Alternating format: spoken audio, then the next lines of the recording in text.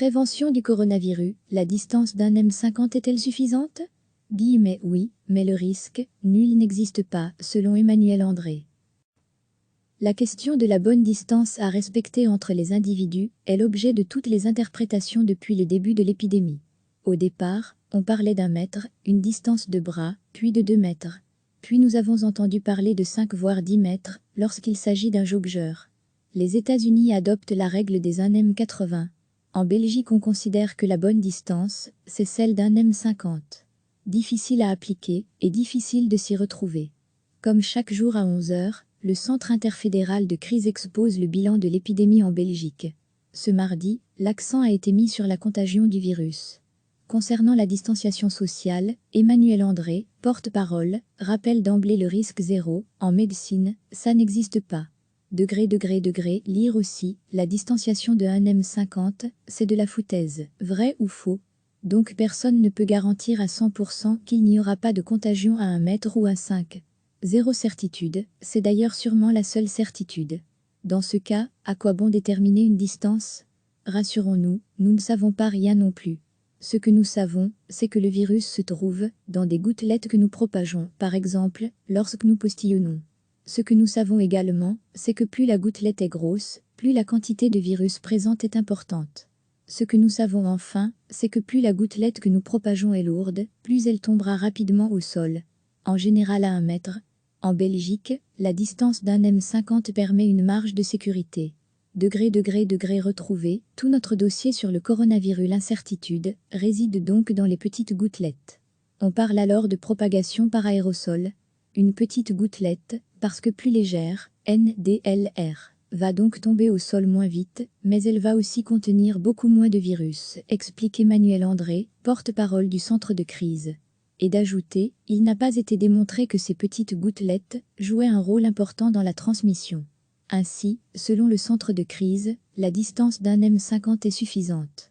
On l'a vu en Belgique, en respectant cette règle des 1 M50, nous avons pu interrompre très fort le risque de contamination dans la communauté, insiste Emmanuel André.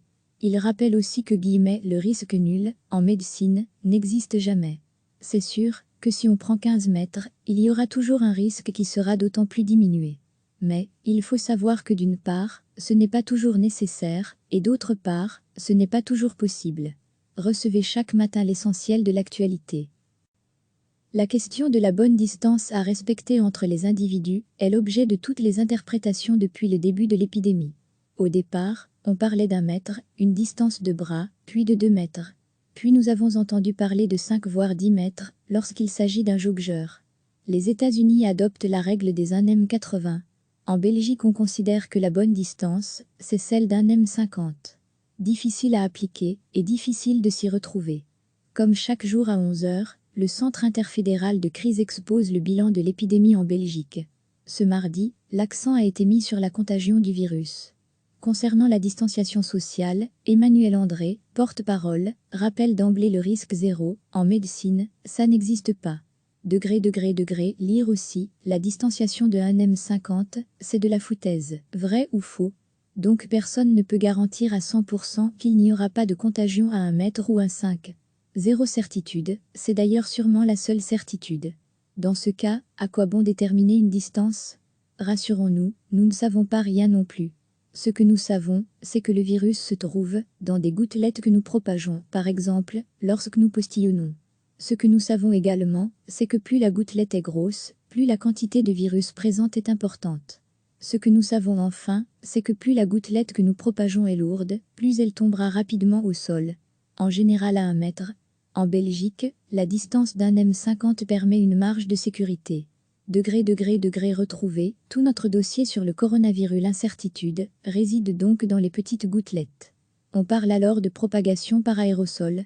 Une petite gouttelette, parce que plus légère, NDLR, va donc tomber au sol moins vite, mais elle va aussi contenir beaucoup moins de virus, explique Emmanuel André, porte-parole du centre de crise. Et d'ajouter, il n'a pas été démontré que ces petites gouttelettes jouaient un rôle important dans la transmission. Ainsi, selon le centre de crise, la distance d'un M50 est suffisante. On l'a vu en Belgique, en respectant cette règle des 1 M50, nous avons pu interrompre très fort le risque de contamination dans la communauté, insiste Emmanuel André. Il rappelle aussi que le risque nul, en médecine, n'existe jamais.